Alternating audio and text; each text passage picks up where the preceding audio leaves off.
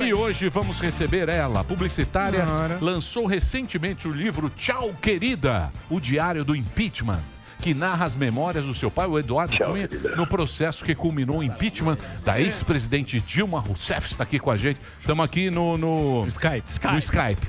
Tá, qualidade tá boa, hein? Qualidade tá boa. Temos aqui a presença da Daniele Cunha. Tudo bem, Daniele? Tudo bom? Boa tarde. Boa tarde a todos. Um prazer estar aí com vocês. Boa tarde. Muito bem. Ô, Daniele, a ideia foi sua de fazer o livro? Você que falou, vou lançar, vou fazer o livro, ou surgiu do teu pai? Como é que foi a história? Como é que vocês criaram? Como é que você criou aí como é que surgiu a ideia? O Tchau Querida, né? A ideia do Tchau Querida, ela já vem desde que acontece o processo de impeachment em si, com o objetivo de trazer esse relato da história. Então, a ideia foi dele, no momento em que ele acaba de passar pelo processo de cassação, e passaram-se os anos, e no momento em que a gente conseguiu viabilizar, a gente acabou, enfim, escrevendo e trazendo à tona esse relato. Mas a ideia veio dele, claro, a pessoa responsável por todo esse processo e também a grande mente por trás disso. E eu tenho mais um papel, um trabalho de apoio e assistência do que ter tido a ideia propriamente dita. Muito bem. Você é jornalista, Daniele? Não, eu sou publicitária por formação e tenho um mestrado. Daniele, MBA, né? Agora, deixa eu... Posso fazer a questão? Não. Só um segundinho, eu estou introduzindo só. Faço a questão. Esse livro aí, ele tem 1.200 páginas, é isso? Putz, na vida.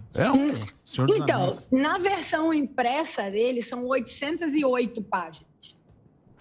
Eu acho que talvez a versão de 1.200 tenha sido aqui a internet vai ser colada. Posso fazer aquela pergunta que eu fiz pro Temer da vez que ele esteve aqui? Eu não sei, Dani, se você acompanhou quando o Temer esteve aqui, eu fiz essa pergunta, porque já havia citado e ele deu aquela deslizada. Como que ficou esse capítulo? Você acha que ele respondeu, obviamente, ele não ia assumir uma coisa dessa gravidade? Como que ficou esse capítulo aí do Temer, que, segundo seu pai, articulou para que o impeachment fosse instaurado ali?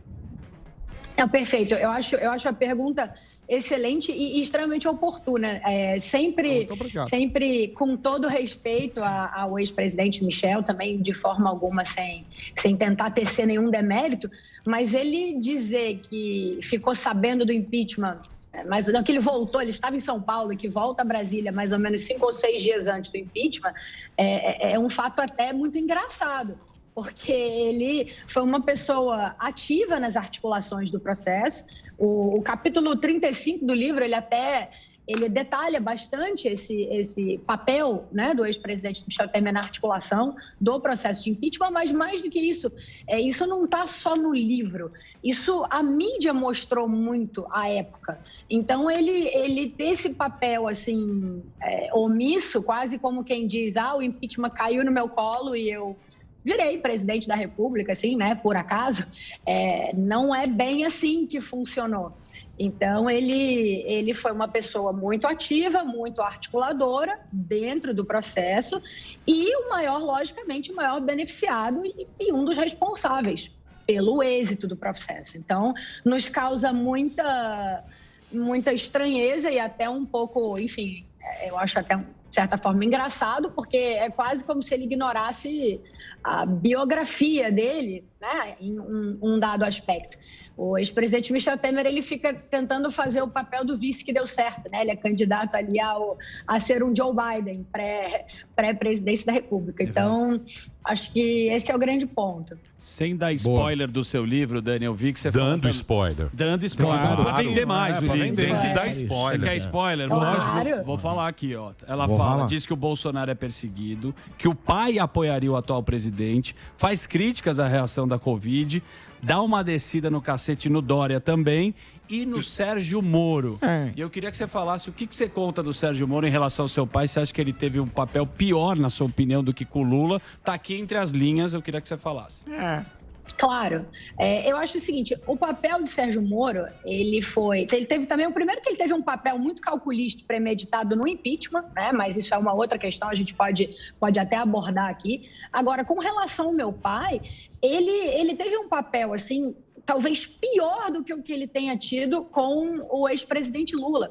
Ele tem o meu pai ali como ele sempre dizia, e não queria ser taxado como quem perseguia o PT. O que ele fazia? Eduardo Cunha era o exemplo dele de, olha, eu não estou perseguindo o PT, veja, eu tenho o Eduardo Cunha também.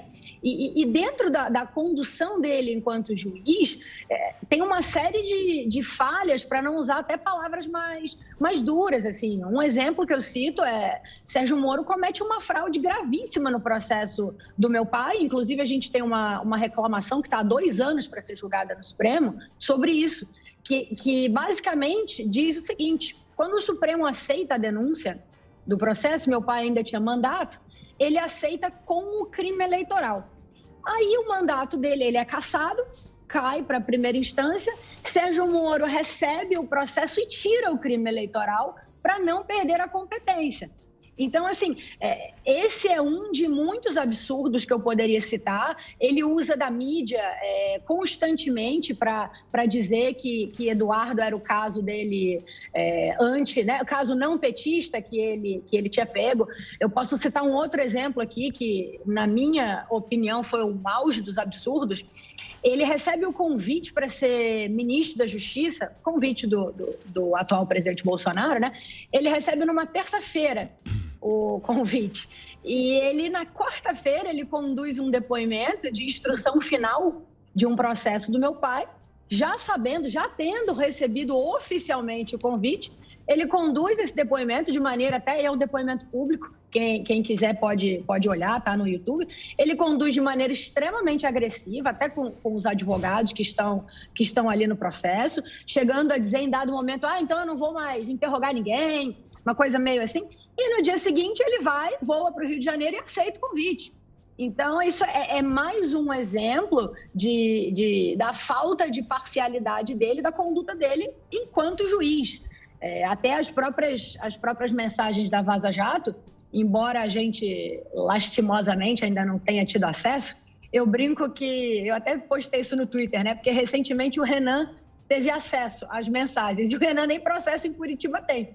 Então, eu falei que daqui a pouco vai ter um PDF circulando com compilado, até o Dória vai ter acesso e a gente vai continuar tendo acesso negado pelo Lewandowski.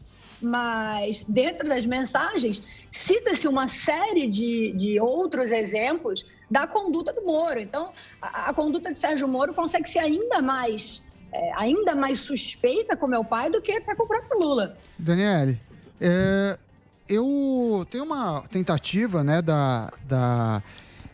do seu pai ter feito uma delação, foi negado, mas nessa tentativa, né, pelo menos segundo a Folha de São Paulo, ele disse que tinha 120 políticos envolvidos e ele disse ter arrecadado 270 milhões em um período de 5 anos para repartir com correligionários e aliados, sendo 70% de Caixa 2. Tem uma declaração dessa na Folha de São Paulo.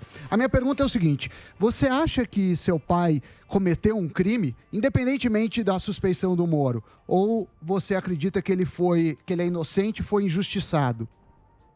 Bom, vamos lá. Primeiro, com relação à parte da delação, o que se fala de delação premiada, inclusive muito provavelmente deve estar neste contexto, porque ele mesmo fala disso quando ele dá a entrevista para a Folha de São Paulo recentemente, quando o Joesley grava o ex-presidente Michel Temer, acima desse contexto, para esclarecer este fato, o meu pai autoriza com que os advogados permitam uma conversa ali naquele momento, justamente para mostrar, para deixar claro que não existia, porque a gravação do Joesley no ex-presidente Michel envolve uma compra de silêncio de Eduardo Cunha para que ele não fizesse delação. Fato este que não existia. Eduardo Cunha não estava fazendo e ali ele autoriza os advogados a conversarem justamente para que esta parte seja esclarecida. Então, essa é a primeira ponta. Eu vou te pedir, gentilmente, Sam, se você puder responder a segunda parte, se eu acho que meu pai cometeu um crime, foi isso?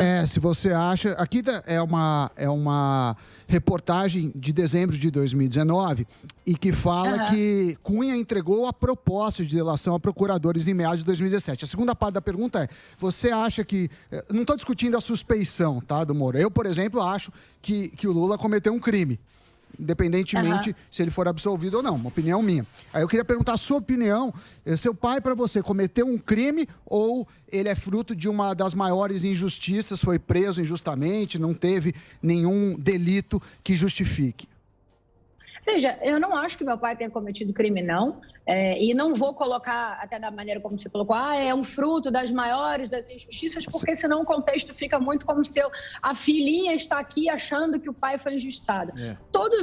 O que meu pai tem em trânsito, tudo que meu pai tem hoje está em trânsito em julgado. Então, assim, perante a Constituição, ele ainda também segue inocente. Então, não é só o que eu acho, é o que a Constituição diz. Então, entrando nesse mérito, eu não acho. Ele sofreu um processo ali, que até no final do livro, e ele tem esse trabalho de colocar no final do livro, justamente para o livro não ficar com aquela ideia de que é uma defesa, uma autodefesa, ele faz um capítulo que ele fala um relato, né, que ele relata todos os aspectos e as impossibilidades que ali deram com que o processo legal fosse devidamente conduzido. Então, assim, se você me perguntar, você acha que seu pai é santo? Santo na vida é só Jesus Cristo, e não acredito em santo. Inclusive, vale a pena reforçar isso. Mas, assim, nesse ponto de vista, não só perante a minha opinião, como quem já conviveu, e não só como filha, mas como quem debruçou nos processos, e também como quem interpreta a Constituição, não. Daniele, queria te fazer a pergunta agora que você se revestisse da condição de filha, tá? A nível pessoal. Seu pai, obviamente, esteve na montanha mais alta e no vale mais profundo da política. Na montanha mais alta, presidente da Câmara dos Deputados e grande articulador da derrocada de uma presidente da República democraticamente eleita e reeleita. E o vale mais profundo, né? 15 anos e 4 meses de prisão, a condenação pelos crimes de corrupção passiva, lavagem de dinheiro e evasão de divisas. Recentemente, o STF reforçou, né, a prisão dele, né? Não abriu mão. O que é uma preventiva. Eu queria te perguntar, Daniele, como é que você sente que ele, pessoalmente, individualmente, fez alguma autorreflexão e está pagando alguma penitência? Ele é um homem mudado de alguma forma? Ele acha que ele errou? Você sente que ele está fazendo um esforço para talvez fazer um exame de consciência e querer melhorar? Veja, eu acho que todo ser humano tem que fazer esse exercício constantemente, né? Senão a gente não evolui enquanto ser humano, ponto. Eu acho que independente da figura ser Eduardo Cunha, Luiz Inácio Lula Silva, Daniele, enfim, Antônio, quem quer que seja. Então, eu acho que essa busca e essa análise, sobretudo no tempo em que realmente quando uma pessoa passa um tempo encarcerada, ela acaba tendo muito tempo para pensar, né? Então, isso sem sombra de dúvida. Mas eu volto a te dizer, essa reflexão e uma eventual melhora enquanto ser humano, ela independe de uma questão de uma condenação que ainda não está transitada e julgada. Então, assim, se entrar em mérito do que tem ali perante e contra Eduardo Cunha, você pode ter eventualmente você tem uma não declaração, uma evasão de divisa acerca de um dinheiro o qual ele tem há mais de 30 anos, comprovadamente. É um fruto de sua carreira anterior. Então, assim, sim, realmente, olhando para o lado, Eduardo Cunha é um homem mudado, certamente, quando você vê de tudo na política, você está no apogeu, você cai, você vê uma mudança de cenário, isso é um motivo de profunda reflexão, sem sombra de dúvida. Agora, essa reflexão, ela é inerente ela não tem correlação com o processo, ela tem correlação com o momento e com o que ele passa e vive, né? Sem dúvida. E, Daniele, você foi candidata a deputada federal em 2018, não se elegeu. Sim. E você pretende ter uma nova incursão na política em 22? Sim, eu disputei em 2018, também num contexto e num cenário distinto, né? Com essa onda, digamos assim, que vimos né, de Bolsonaro, ou pessoas até, enfim, eleitas que talvez em outros quadros não fossem ser eleitas. Não tive êxito naquela incursão, mas isso não, de forma alguma, me impede ou me impedirá de tentar novamente. Então, pretendo disputar, sim, o pleito na próxima eleição. Ô, Dani, você não acha que o seu pai... Só um segundinho. Isso. Vou fazer aqui a rede. A rede? Tiberinho, vai lá pra rede, daqui a pouquinho a gente volta pra rede. Pode fazer sua pergunta. Sobre isso mesmo, você acha que se deve você não ter conquistado uma vaga, você acha que o nome do seu pai, o peso do nome do seu pai, dá uma queimada no filme, assim? Você acha que a turma fala assim, pô, é filha do cara que tá preso? Olha, eu acho o seguinte, na última eleição, especificamente, esse também foi um dos fatores. Por quê? Porque, as pessoas tinham uma rechaça generalizada da política, né? Sim, então, ninguém queria ouvir falar de política. Essa pessoa é política, é filha de político, então esquece. Isso já tinha uma aversão, digamos assim. Não contribuiu ao fato das pessoas quererem a mudança como um todo. Então, quadro novo, queremos a renovação, tudo isso. Aí, além disso, claro, o quadro dele naquele momento era um quadro ainda muito latente. Você não tinha um quadro com definições hoje muito claras, até de processos conduzidos de forma suspeita. Você não tinha um desdobramento como o cenário tem hoje. Então, é claro que isso afetou bastante naquele momento, sem sombra de dúvida. Então, assim, queimou o filme ou não queimou o filme? Afetou, sem dúvida. Desculpa, caiu meu fone. Sem sombra de dúvida, não ajudou no processo eleitoral. E como é que está o seu pai hoje? Como é que ele está, o Cunha? Ele está preso? Não está? Está solto? Meu pai, ele está preso, ele está em prisão domiciliar há aproximadamente um ano, desde que começou a pandemia. Ele teve um problema muito grave de saúde e saiu para operar. E aí, com a pandemia, ele obteve uma conversão, digamos assim, da prisão preventiva dele, que é outro absurdo, mas para o regime domiciliar. Então, ele está em casa. Está em casa cuidando da saúde dele e, enfim, focando na defesa dele, né? Isso eu acho que é um ponto curioso também. Eu acho que foi o Antônio que mencionou quando falou da sentença dele. 14 anos e 5 meses, na verdade, aos quais ele já cumpriu mais de um terço. Então, ele já tem, mesmo que não confirmada, não transitada em julgado, ele já tem o equivalente à liberdade condicional. Mas, ainda assim, ele não consegue a progressão dele. E mais do que isso, as pessoas, elas não... Enfim, os pesos e as medidas no judiciário são muito diferentes, né? Eu acho que esse era o ponto. Ô, Daniele, a gente estava falando a gente fala do centrão, fala das entranhas da política, acho que tem muito isso no teu livro. E eu queria te perguntar, como o Marinho disse, o seu pai, ele meio que protagonizou a questão do impeachment e ele era chamado, na época que eu lembro, meu malvado favorito. E eu queria te perguntar se a política é realmente isso, você, nas entranhas da política, se você entrasse mais nessa parte do livro, se existe esse esquema da política, porque parece que é uma arte, não é do possível, mas da sobrevivência, que hora você precisa da pessoa, ela é legal, é benéfico para você, beleza, depois você descarta. Eu queria perguntar exatamente isso para você. Seu pai, hora foi pressionado, quando não servia mais, o pessoal largou ele. Como é que funciona as entranhas da política? Eu acho assim, as entranhas da política, o livro ele mostra bastante, assim, sobretudo o processo de articulação, né? E você vê muito qual é o real interesse de quem ali. Obviamente, no caso do Tchau Querida, sobretudo dentro do ambiente do impeachment, né? Mas a gente não pode esquecer que depois ele foi cassado.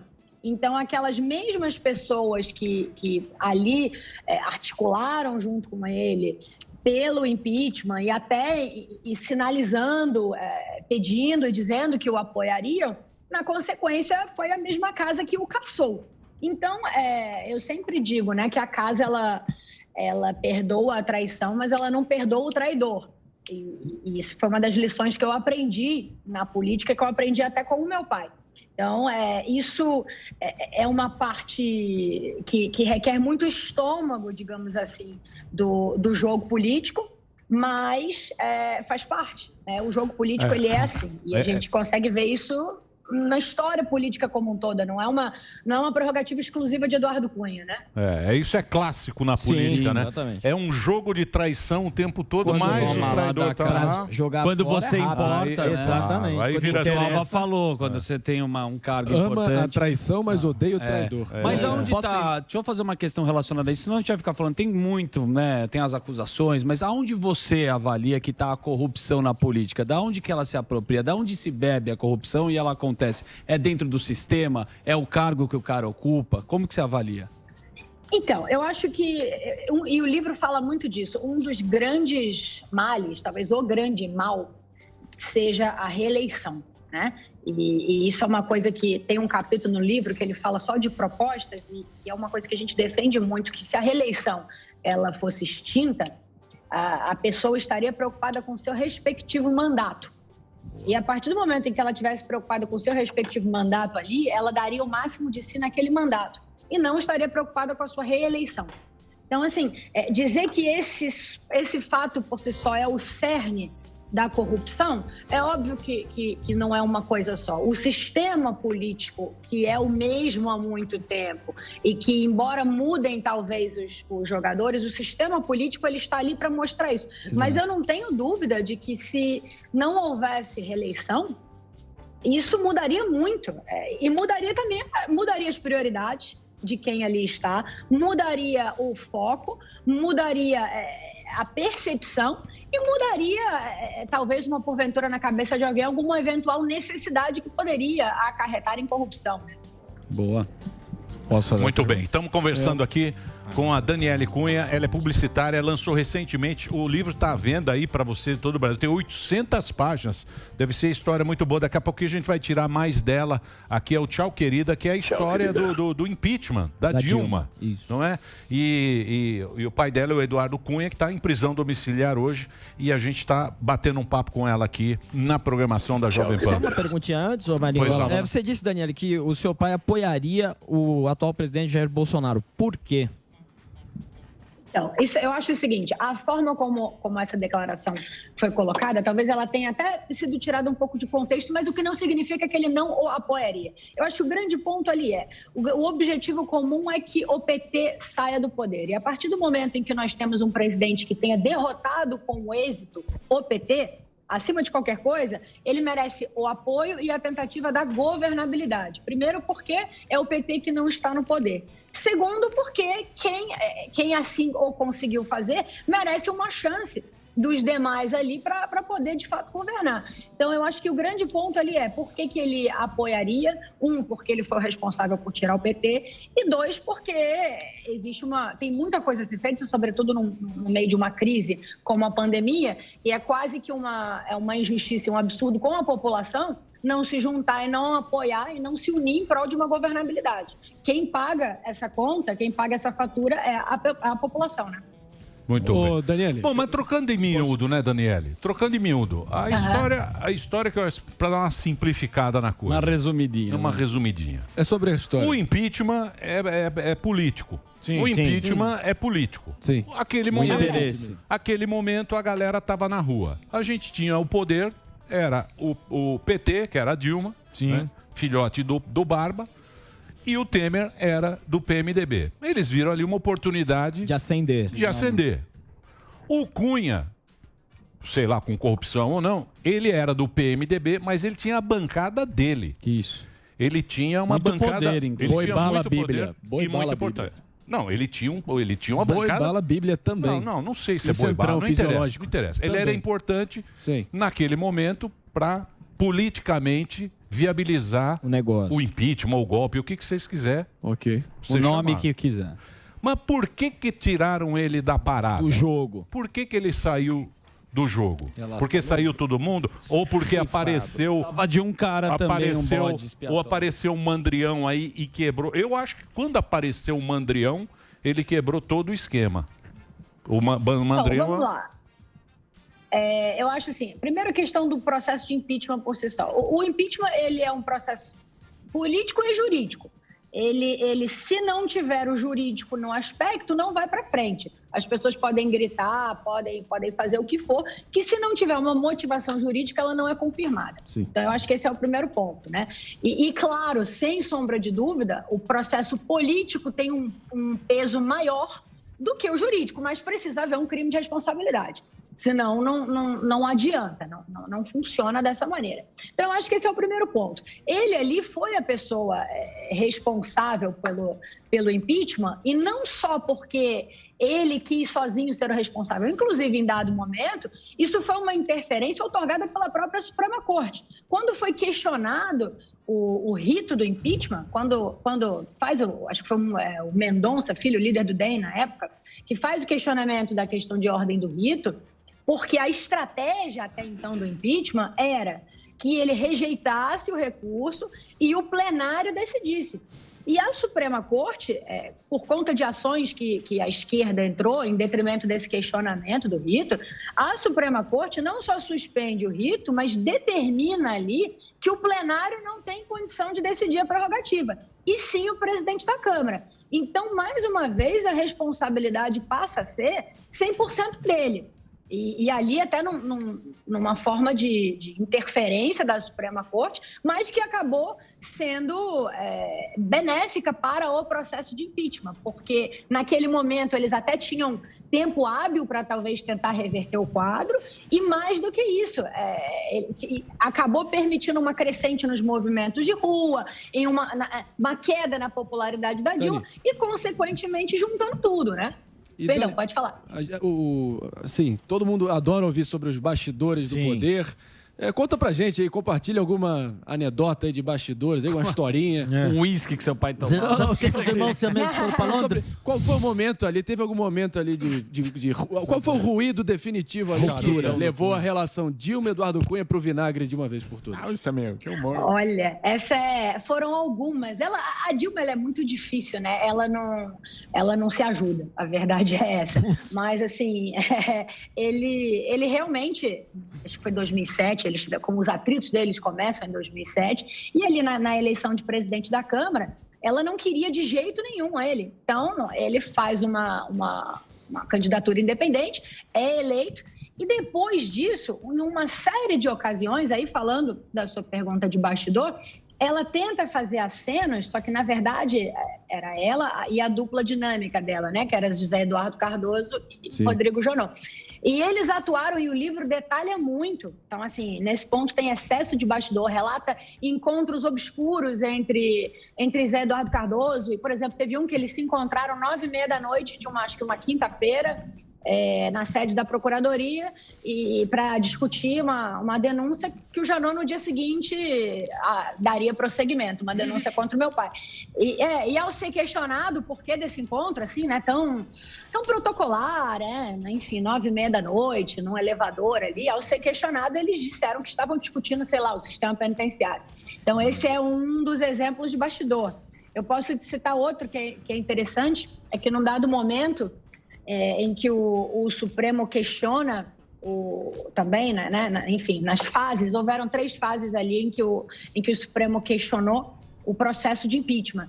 E uma delas era uma liminar dada pelo ministro Fachin. Zé Eduardo Cardoso, ele voa para Curitiba e encontra e conversa com o Fachin também, enfim, de madrugada, né? Então, logo na sequência, o processo dá seguimento daquela maneira. Então, isso aí são alguns bastidores que eu posso te dizer, assim, e o livro, estão todos no livro, também não estou dizendo nada que já não esteja publicado. Mas tiveram muitos como esses, N ofertas que a Dilma tentou fazer. Muita gente fala que Eduardo Cunha, nesse processo, era uma vingança pessoal, mas é importante ressaltar que a Dilma comete o crime e a decisão do impeachment foi tomada muito antes do processo do Conselho de Ética, muito antes. Então, meu pai, até num dado momento, em 29 de outubro, ele assina a aceitação do processo de impeachment e guarda no cofre, com medo de que acontecesse alguma coisa com ele. Então, ele deixa no cofre do secretário-geral da mesa, o Silvio.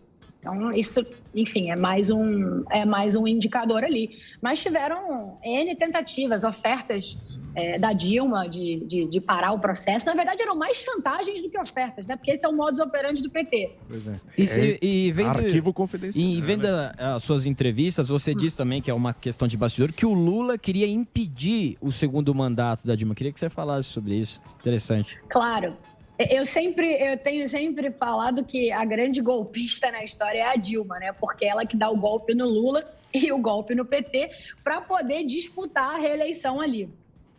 O momento em que ela quer disputar a reeleição era um momento muito favorável para o Lula disputar o pleito e certamente o Lula disputando o pleito, os resultados talvez, enfim, teriam sido diferentes, até pelo traquejo que ele tem, enfim, pela governabilidade, que ele certamente daria um pouco mais atenção que ela não, né? Então, assim, ela foi a grande golpista, porque ela bateu o pé, não permitiu que Lula disputasse a eleição, porque ela tinha que ir disputar a reeleição, e depois, não satisfeita, uma vez reeleita, e já tendo cometido, que é outro ponto, já tendo cometido todos os crimes de responsabilidade no mandato anterior, não satisfeita, ela resolve repetir os crimes, mas não é disso que a gente está falando. A gente está falando que uma vez ela reeleita, ela também afasta as pessoas que eventualmente estariam ali no poder, que seriam do Lula, né? Que seriam, vamos chamar assim, pessoas do time dele. E ela mantém e só coloca ali pessoas do time dela. Então, o exemplo que eu cito, Zé Eduardo Cardoso, a gente está falando de uma pessoa, isso até não está no livro, mas tem um escândalo, depois vale a pena vocês darem uma olhada no passado, que chama-se Escândalo Lubeca, no qual o Zé Eduardo Cardoso instaura uma investigação contra o ex-presidente Lula. Então, isso sim é arquivo confidencial, não sei quem foi que falou aí, mas essa é arquivo confidencial. E vale a pena olhar, porque Dilma, ela na posição ali de presidente, ela, acima de tudo, tinha que pregar uma autonomia, uma união dentro do próprio partido, e ela já começa fatiando. Então, a grande golpista da história foi ela, né? Se seu pai tivesse no jogo político hoje, a gente fala tanto aqui da terceira via, quem que você acha que ele apoiaria dessa terceira via? De Luciano Huck, Ciro Gomes, Dória. Quem que você acha que teu pai colocaria a caneta? Bela pergunta. Velho. Então, vamos lá, eu tenho visto muito, acho que vocês debatem, e eu tenho a sensação de que vocês gostam muito da terceira via de todo quanto é Não. É uma opção, filho. Não vai. A maioria do Brasil gosta. Calma aí, Eliana. No mínimo 38, no máximo 55. Pera lá. Opa, causei polêmica aí. Não é polêmica. Não. Presta atenção. Calma, Eliana. Eu vejo o Barba voltou. Sim. Barba tá aí, fazendo Bonito. aquele charme. Companheiro. Temos o Bolsonaro e o Barba. Eu já vejo esse segundo turno. Porém, Não veja, não. De repente, calma. vem uma luz. Porém, o Marinho, Isso ele é acha... chantagem do Emílio, Não é? mental. Chantagem É mental. minha opinião. O Marinho, muita Chantagem, gente, eu acho viu? chantagem. Muita gente. Muita gente. O Cunha ia com o Marinho. Muita gente está esperando. A amigo do Kim via. Kataguiri, Muita tem foto gente junto e o dispensa, diabo. Muita gente está esperando. A ciclofaixa. Sei lá o quê. Terceira Moro. versão. Eles têm O que foto que com você- o Kim Kataguiri e tudo Calma, mais. o que você acha? E aí junto com o Marinho. Bom, a gente eu sempre falo assim que eu não acredito em terceira via, né? Então eu sempre digo que a terceira via é aquela pessoa aquele jogador que quer jogar, mas não está escalado. Então a história ela mostra muito isso, né? Desde do período de redemocratização das eleições todas para cá, a história ela sempre mostrou uma polarização na eleição. Sim. Vamos começar dizendo de esquerda com direita. Depois, essa polarização, ela passou a ser PT e anti-PT, né? Então, assim, a tendência é que isso permaneça. Agora, se você me perguntar assim, aonde eu acho que pode mudar alguma coisa, não é na terceira via, propriamente dito. Não acho que existe espaço para essa terceira via. Na hora do vamos ver, a população, ela vai acabar tendendo entre um lado ou outro.